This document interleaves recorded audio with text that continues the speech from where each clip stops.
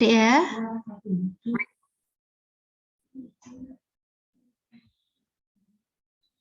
Tadi sampai di sini ya.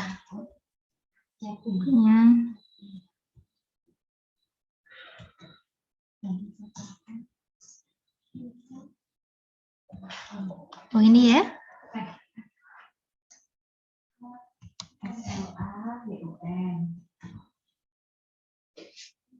Nah ini. Jadi ini ada molekul sinyal ya Adik ya. Ini ada tempat untuk mengikatnya, namanya adalah dua polipeptida akan mengumpul dan membentuk dimer.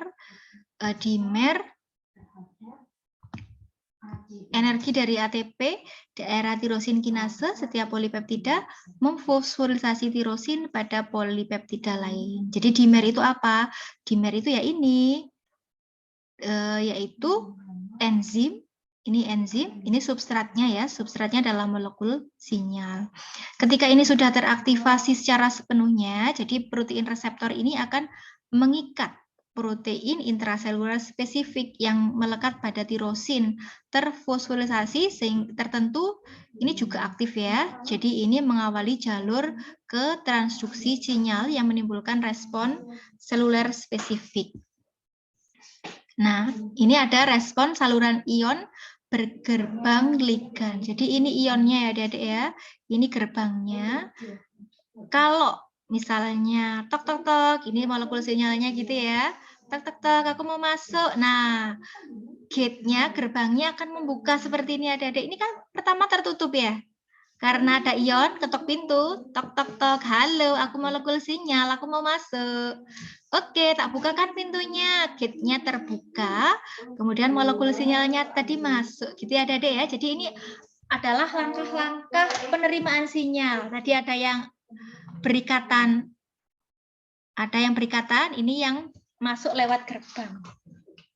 Jadi ini respon saluran ion bergerbang ligan. Jadi reseptor sinyal ini merupakan protein transmembran dalam membran plasma yang bisa membuka dan menutup ya adik-adik ya. Ketika ada sinyal, ada molekul sinyal berupa ion-ion tadi yang mengetok pintu, dia akan membiarkan ion tersebut melintasi membran ya. Jadi ion spesifik melintasi membran ketika molekul sinyal spesifik terikat pada sisi ekstraseluler protein tersebut. Sudah masuk, kalau sudah masuk semua gerbangnya ditutup lagi. Gitu ya Adik ya, paham ya? Nah, ini hormon ya yang tadi untuk pensinyalan jarak jauh diedarkan melalui peredaran darah. Contohnya adalah hormon. Hormon macam-macam ya Adik ya, dikeluarkan oleh kelenjar endokrin. Nanti ada adik searching kelenjar endokrin yang di dalam tubuh kita itu apa saja. Nanti ketika akhir perkuliahan adik-adik ungkapkan ya. Jadi ini misalnya hormon testosteron, ini hormonnya orang laki-laki ya. Testosteron itu masuk melalui cairan di luar sel atau cairan ekstraseluler, masuk melalui membran plasma ya adik-adik ya. Membran plasma kan kita tahu dia adalah selektif permeable ya, fosfolipid bilayer. Jadi dia bisa menyeleksi, oh kamu boleh masuk, kamu nggak boleh masuk. Oh ternyata ini hormon boleh masuk ya adik-adik ya. Karena memang dibutuhkan, jadi ini boleh masuk, hormon masuk. Nah, ini ada yang menerima, namanya adalah protein reseptor atau reseptor protein. Langsung deh berikatan dengan hormon, membentuk hormon reseptor kompleks. Nah, hormon reseptor kompleks ini masuk ke dalam inti sel, ketemu dengan DNA ya, DNA sel targetnya. DNA ini, oh ternyata ada pesan dari hormon begini, begini, begini. Ya sudah, sintesis protein, dia memberikan respon ya. Responnya adalah dengan menghasilkan mRNA, mRNA keluar dari nukleus, menghasilkan tRNA, sehingga terjadi protein baru untuk merespon sinyal dari hormon ini tadi adik-adik ya. Seperti itu contohnya. Nah, ini juga jalur pensinyalan lagi ya, macam-macam ya adik-adik ya jalur pensinyalan. Yang paling gampang, paling mudah diterima tadi ion ya, tadi ionnya masuk, gerbangnya membuka, sinyalnya masuk, nutup lagi. Ada yang berikatan dulu dengan protein. Nah, ini ada lagi kaskade fosforilasi. Jadi ini yang pertama, jadi ini molekul sinyalnya ya. diterima oleh reseptor ya. Reseptornya kita tahu di membran sel ya. Jadi jalur persinyalan hipotesis ini bermula ketika molekul sinyal, ini molekul sinyalnya ada deh ya, terikat pada reseptor membran. Ini berikatan dengan reseptor. Reseptor ini mengaktifkan satu molekul relay. Nah, molekul relaynya aktif. Satu molekul relay aktif mengaktifkan protein kinase. Nah, ini kan awalnya proteinnya nggak aktif ya, inaktif ya, menjadi aktif kinase 1, yang nggak aktif menjadi aktif lagi, menjadi aktif sehingga menjadi respon. Begitu ya. Ini ya, protein kinase aktif ini mentransfer satu fosfat dari ATP ke molekul protein kinase 2 inaktif sehingga akan mengaktifkan kinase 2. Kinase 2 aktif, kinase 3 aktif. Kinase 3 aktif, ya sudah protein tadi menghasilkan respon akhir atas sinyal tadi. Kamu maunya apa sih sinyal? Ya sudah, ini diberikan respon. Nah, ini lagi jalurnya adik-adik ada AMP siklik. Adenosin monofosfat. Jadi ini fosfatnya ada 3 ya. Pertama ya adik-adik ya, ATP ini ya, adenosin trifosfat. Fosfatnya ada 3, kemudian di sini ada gula, di sini ada basa nitrogen, ini kan DNA ya adik-adik ya. Nah, kemudian ini ya, AMP siklik CAM dibuat dari ATP oleh adenyl subklase, jadi suatu enzim yang tertanam dalam membran plasma. Enzim ini diaktifkan sebagai akibat mengikat satu molekul sinyal seperti hormon epinefrin ke reseptor membran. Jadi AMP siklik berfungsi sebagai messenger kedua yang merelai sinyal dari membran ke mesin metabolik sitoplasma. AMP siklik ini inaktivasi oleh fosfodiesterase, suatu enzim yang mengubah AMP menjadi inaktif. Nah, jadi ada messenger pertama, ada pembawa pesan kedua gitu ada deh ya. Apakah maksudnya first messenger molekul signaling molekul seperti epinefrin ya. Jadi ini molekulnya hormon epinefrin ya, berikatan dengan protein G reseptor, ini couple reseptor, sehingga menghasilkan protein G yang aktif ya. AMP siklik merupakan suatu komponen dari banyak jalur pensinyalan protein G. Jadi molekul sinyal itu messenger pertama ini mengaktifkan reseptor terkait protein G. Jadi protein G yang mengaktifkan protein G spesifik. Akibatnya protein G ini mengaktifkan adenyl siklase yang mengkatalisis perubahan ATP menjadi CAMP. CAMP ini kemudian mengaktifkan protein yang lain lagi. Yang paling sering adalah protein kinase A. Jadi peran CAMP ditemukan dalam penelitian tentang molekul sinyal hormonal yaitu epinefrin. Jadi ada pembawa pesan pertama, ada pembawa pesan kedua gitu ada deh ya. Pak posnya ada banyak.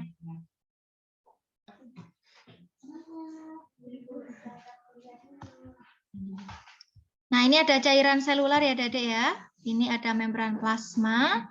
Ini konsentrasi ion kalsium dalam sel hewan. Jadi ion kalsium itu secara aktif diangkut keluar oleh sitosol beragam pompa protein. Jadi ini CA-nya banyak dipompa keluar gitu ya. Kemudian pompa pada membran plasma akan memindahkan Ca2+ ion kalsium itu ke dalam fluida ekstraseluler. Jadi di dalam ini dikeluarkan gitu ya, Dedek ya. Pompa pada membran retikulum endoplasma ini memindahkan cairan kalsium di dalam lumen retikulum endoplasma ya. Akibatnya konsentrasi kalsium di dalam sitoplasma ini biasanya lebih rendah warnanya biru muda ini ya, daripada fluida ekstraseluler biru tua ini lebih rendah, ini lebih tinggi ya.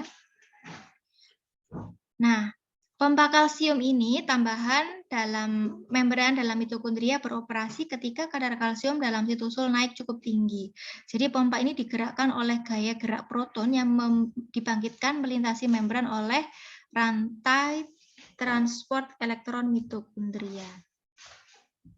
Nah, ini ada ya jalur pensinyalan tadi. Jadi ada molekul sinyal, ini pembawa pesan pertama ya, first messenger berikatan dengan protein G, membentuk couple reseptor, G protein couple reseptor. Nah, protein G ini dia akan jadi ini ya, pertama molekul sinyal terikat pada reseptor yang mengaktifkan enzim. Nah, enzim yang aktif itu disebut sebagai fosfolipase C ini ya, sehingga mengaktifkan enzim ini. Selanjutnya, enzim ini akan memecah PIP2 menjadi DAG dan IP3. Nah, IP3 ini adik-adik adalah second messenger, pembawa pesan kedua ya. Nah, pembawa pesan kedua ini, IP3 ini ya, pembawa pesan kedua ini ya, IP3 ya adik-adik ya, segera berdifusi melalui sitosol dan terikat pada saluran kalsium bergerbang ligan dalam membran retikulum endoplasma terbuka. Nah, ion kalsium mengalir keluar dari retikulum endoplasma menuruni gradiennya yang menaikkan kadar sitosol di dalam sel. Nah, ion kalsium mengaktifkan protein berikutnya dalam satu atau lebih jalur pensinyalan melalui kalmodulin, suatu protein pengikat kalsium. Jadi DAG ini berfungsi sebagai messenger kedua dalam jalur yang lainnya. Nah, ini adik-adik contoh pensinyalan untuk faktor pertumbuhan ya. Hormon untuk pertumbuhan. Jadi ini sinyalnya growth factor ini diterima oleh reseptor yang ada di dalam membran plasma ya adik-adik ya. Selanjutnya ada transduksi. Jadi proteinnya berubah sampai menghasilkan respon ini ya. Responnya adalah gen ini membentuk mRNA sampai sintesis protein untuk merespon si hormon tadi ya, biar tumbuh terus. Jadi respon nukleus terhadap sinyal mengaktifkan gen spesifik oleh faktor pertumbuhan. Jadi yang pertama molekul sinyal awal ini memicu kaskade phosphorylation. Kemudian kinase memasuki nukleus ya adik-adik ya dan mengaktifkan gen. Gen ini kalau sudah aktif, dia akan memerintahkan untuk mensintesis protein sebagai respon dari si faktor pertumbuhan tadi. Ini ya, yang pertama adalah penerimaan reseptor. Jadi berikatan molekul sinyalnya itu loh adik-adik berikatan dengan protein G ya, sehingga membentuk couple reseptor satu molekul, kemudian mengaktifkan enzim, mengaktifkan jalur kaskade tadi sampai mengaktifkan gen, sampai gennya kalau sudah aktif ya sudah membuat respon dengan mensintesis protein tertentu ya adik-adik ya. Nah, jadi adik-adik kekhususan pensinyalan sel protein tertentu yang dimiliki oleh sel menentukan molekul sinyal apa yang diresponnya dan sifat responnya. Jadi keempat sel yang diagramnya disederhanakan merespon molekul sinyal digambarkan oleh suatu segitiga kecil ya adik-adik ya. Ada sel A, B, C memiliki reseptor yang identik, reseptor sel B memiliki jalur bercabang. Nah, ini molekul sinyalnya adik-adik diterima oleh reseptor, ada relay menghasilkan respon 1. Nah, responnya ini ada 2 ya, respon 2 dan 3. Ini macam-macam ya adik-adik dalam memberikan respon. Ini kalau yang ini adalah yang silang ya adik-adik ya. Jadi ini molekul sinyalnya ini berikatan, ini transduksi, responnya yang justru yang ini ya adik-adik ya. Nah, ini lagi ada model lagi. Responnya seperti ini. Jadi sel C menunjukkan saling sapa di antara kedua jalur, sehingga sel dapat memadukan informasi dari dua sinyal yang berbeda. Jadi ya, dipadukan sehingga sinyalnya begini. Nah, ini untuk sel D, ini memiliki reseptor untuk segitiga ya, ini reseptornya segitiga, sinyalnya segitiga, responnya begini. Nah, ini pustaka yang Ibu gunakan ya. Ini tugasnya ya, hanya bertanya, kemudian menyimpulkan pembelajaran hari ini, ditulis di kolom Google Classroom ya adik-adik ya. Oke adik-adik silahkan untuk bertanya, atau tadi sudah Ibu beri tugas ya, jadi kelenjar endokrin di dalam tubuh kita itu apa saja, bisa diungkapkan sekarang? Saya izin bertanya, Bu. Oh, silahkan. Ini namanya siapa? Ibu masukkan ke daftar nilai ya. Korin, Bu. Oh, silahkan Mbak Korin. Tadi kan sel itu ada yang tidak mendapatkan komunikasi sehingga bunuh diri ya, Bu ya. Itu kenapa Bu kok bisa sampai enggak mendapat apa tersebut memang tidak digunakan atau dibutuhkan atau bagaimana Bu? Oke, Ibu tampung dulu pertanyaannya. Atau mungkin bisa ditulis ya, karena kurang jelas Mbak Korin. Kurang bisa menangkap maksudnya.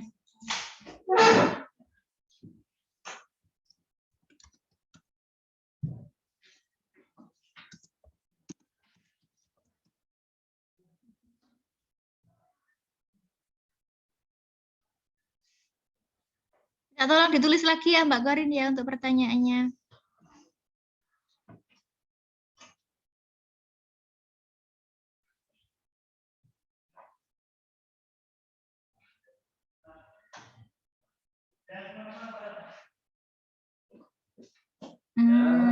Kesha ada? Ada Bu. Kesha bisa dijelaskan kelenjar endokrin di dalam tubuh kita apa saja, ada di mana saja dan menghasilkan hormon apa saja? Kak Yuni?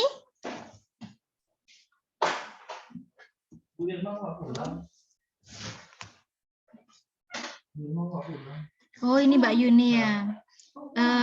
Hormon pertumbuhan terjadi kesalahan atau kerusakan diakibatkan apakah jika hormon growth terjadi kesalahan atau kerusakan itu diakibatkan oleh komunikasi sel?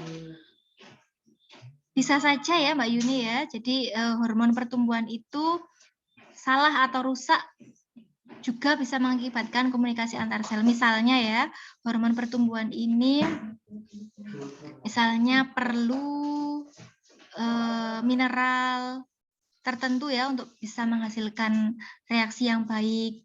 Nah, karena nggak ada senyawa tersebut, sehingga ada kesalahan atau kerusakan sehingga pertumbuhannya terganggu. Seperti itu. Misalnya pada kasus gigantisme itu kan kelebihan hormon ini ya, hormon pertumbuhannya berlebihan sehingga tubuhnya tumbuh seperti raksasa, atau kerdil kretinisme itu bisa juga karena hormonnya dihasilkan terlalu sedikit. Harusnya memproduksinya normal sekian, dia memproduksi kurang dari normal sehingga komunikasinya salah, ada kerusakan dalam kesalahan dalam berkomunikasi sehingga menyebabkan tubuhnya kerdil seperti itu.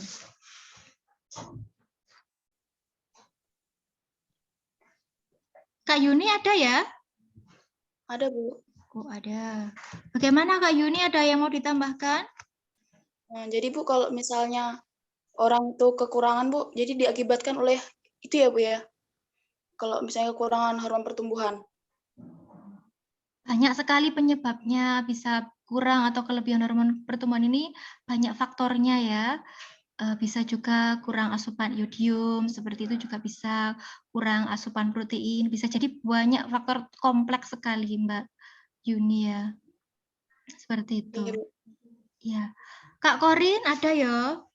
Kak Korin tadi pertanyaannya ditulis lagi ya. Firman Sudah ada saya ya? tulis Bu. Oh sudah ya, belum saya baca berarti maaf ya. Kak Arin ada? Ada Bu. Hani? Dea? Mbak Dea? Hadir. Oke. Mbak Badi? Ada Bu. Kak Rusda?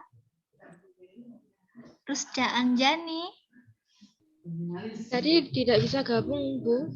Oh, kenapa? Katanya baterainya lowbat apa gimana? Oh, ya. Kak Rizik, ada ya? Oke.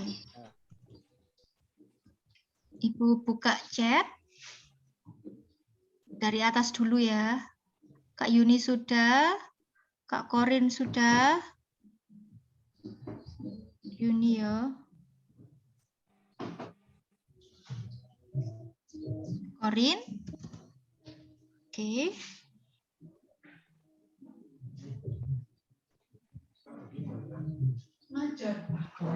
Nah, itu yang saya kurang tahu. Tadi dia setelah terima rumah sakit PKL. Siang baru ke sini. Oke, Kak Korin bertanya, mengapa sel bunuh diri itu tidak mendapat jadi gini adik-adik ya, program kematian sel, apoptosis, bunuh diri sel itu banyak penyebabnya ya, seperti tadi karena kerusakan dari DNA, DNA-nya memendek, lama-lama bunuh diri ya selnya. Nah, ketika dia tidak mendapatkan respon, tidak mendapatkan sinyal apapun, dia kan nggak melakukan aktivitas apapun ya, frustasi mungkin akibatnya tadi sel itu bunuh diri. Jadi ini salah satu aja ya, tidak bisa mendapatkan sinyal, nggak ada sinyal, nggak bisa berkomunikasi sehingga dia frustasi dan bunuh diri selnya. Apa karena sel tersebut memang sudah tidak digunakan atau dibutuhkan lagi? Bisa jadi ya selnya tidak digunakan lagi atau tidak dibutuhkan lagi sehingga tidak ada sinyal, tidak bisa menerima sinyal, bunuh diri. Gitu ya Kak Korin ya. Bagaimana Kak Korin? Atau teman-teman lain mau menambahkan juga boleh ya, dipersilahkan. Ya Bu, terima kasih. Ya, sekarang Mbak Badi ya.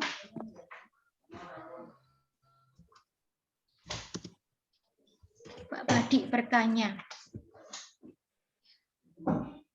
Jika sel tidak menerima sinyal, maka akan apoptosis ya. Prosesnya bagaimana? Nah, ini Ibu kembalikan ke adik-adik ya, supaya kita bisa berdiskusi ya. Jadi program bunuh diri sel itu seperti apa sih? Ada program kematian sel, ada program bunuh diri sel, itu seperti apa? Ayo coba adik-adik cari jawabannya. Kita googling sama-sama, kita belajar sama-sama ya. Selanjutnya ada Mbak Arin Widya ini ya, Mbak Arin. Oke, Mbak Arin bertanya. Kaskade fosforilasi ya maksudnya ya, cascade phosphorylation. Itu tadi proses Ibu tampilkan kembali ya untuk kaskade fosforilasi. Ups. Nah, ini maksudnya kaskade fosforilasi itu jalurnya, jalur transduksi, gampangannya gitu aja wis Mbak Arin. Jalur transduksi maksudnya adalah perubahan molekul protein, jadi protein kinase, jadi protein kinase 2, kinase 2 jadi kinase 3, seperti itu sampai jadi respon. Jadi kayak Pak Pos sedang ngantarkan surat gitu loh, kan lewat jalannya mana saja gitu ya.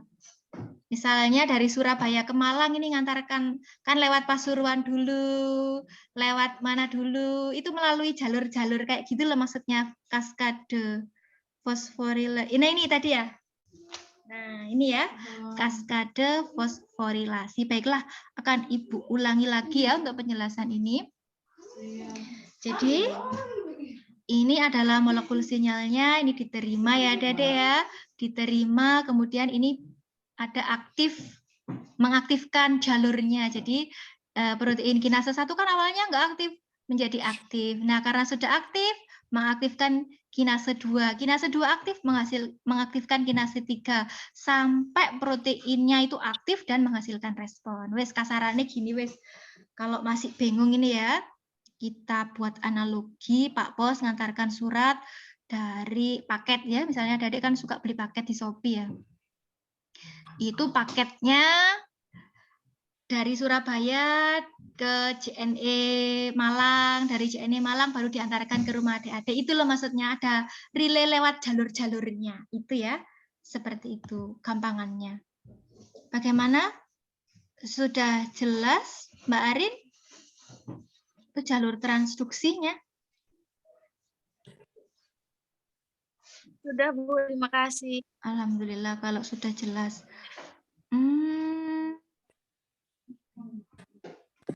Ya.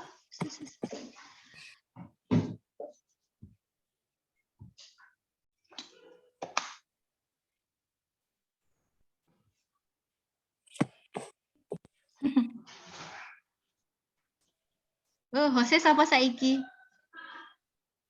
Mbak Hani? Oh, sekarang ibu hostnya. Tadi siapa hostnya, Dek? Mesti terlempar-lempar gitu ya. Kak Hani bertanya, Hani. Saya Han, tak kasih nilai dulu ya Han, kok kelupaan aku. Sebentar ya, Hani Citra. Kita ya yo. Nah, iki Hani pas. Apa pertanyaannya Mbak Hani mau? Bu, saya hadir kok 6, Bu. Oh iya, maaf ya Kak Rizik. Maaf ya, terima kasih. Malah. Protes Mas Rizik ya. Sangat ini ya, jeli. Kelupaan aku Mang Mas Rizik berarti. Ya. Maaf ya, sudah tak betulkan kok.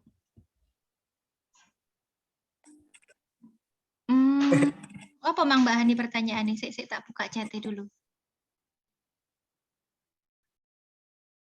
Oh, ini chatnya ya. Hani Citra. Sel perlu berkomunikasi dengan sel yang lainnya supaya dapat bekerja sama menjaga homeostatis ya. Nah, menjaga homeostatis ini dalam berfungsi untuk apa ya Bu? Ya untuk menjalankan proses kehidupannya tadi agar seimbang ya. Kalau nggak seimbang proses homeostasisnya tadi ada yang menyebabkan obesitas, kegemukan, berbagai penyakit, masalah kesehatan, seperti itu kalau nggak seimbang. Jadi harus seimbang supaya tetap sehat. Gitu ya Mbak Ani ya.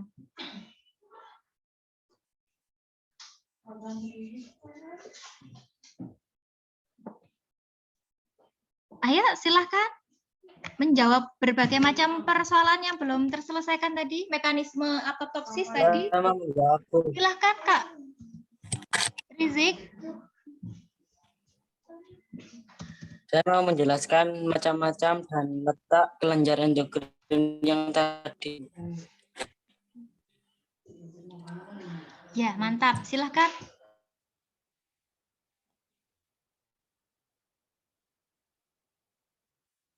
Yang pertama yaitu hipofisis, nama lainnya pituitari, letaknya melekat di bagian dasar hipotalamus. Yang kedua tiroid atau kelenjar gondok, letaknya di bawah laring. Yang ketiga di belakang tiroid. Yang keempat adrenal atau suprarenalis atau kelenjar anak ginjal, letaknya di kutub atas ginjal. Yang kelima pankreas atau pulau-pulau di bawah lambung. Yang keenam gonad atau kelenjar reproduksi pada wanita, letaknya di bawah perut. Kalau pada pria letaknya di skrotum. Yang terakhir yaitu timus atau posterior thorax di atas jantung. Terima kasih Kak Rizik. Mungkin teman-teman bisa melengkapi hormon yang dihasilkan di kelenjar endokrin yang menghasilkan di pituari itu hormon apa yang dihasilkan, di skrotum hormon apa yang dihasilkan. Bisa dilengkapi begitu ya, Dedek ya. Kak Kesha, silahkan.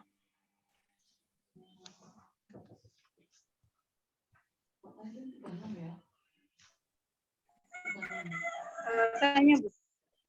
Oh ya, ini siapa namanya?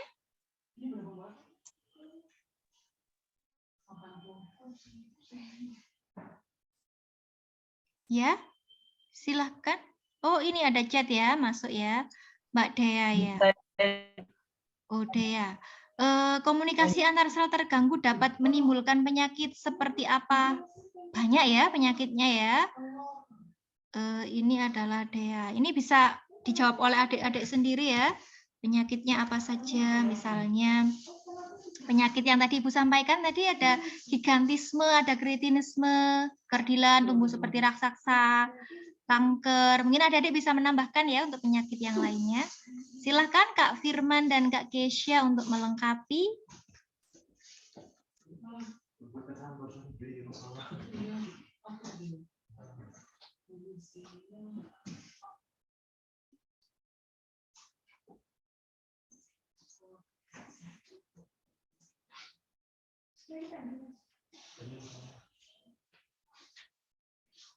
Silahkan.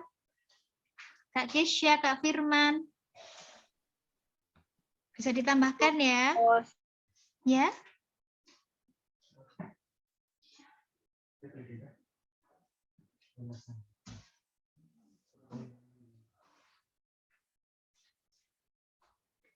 Sis adalah suatu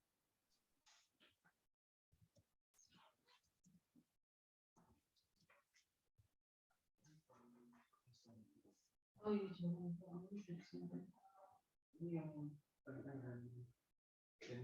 Kok ada urusan? Iya, sebenarnya ini benar itu sudah ada kontaknya. Oh, enggak, Tadi sempat kontak sama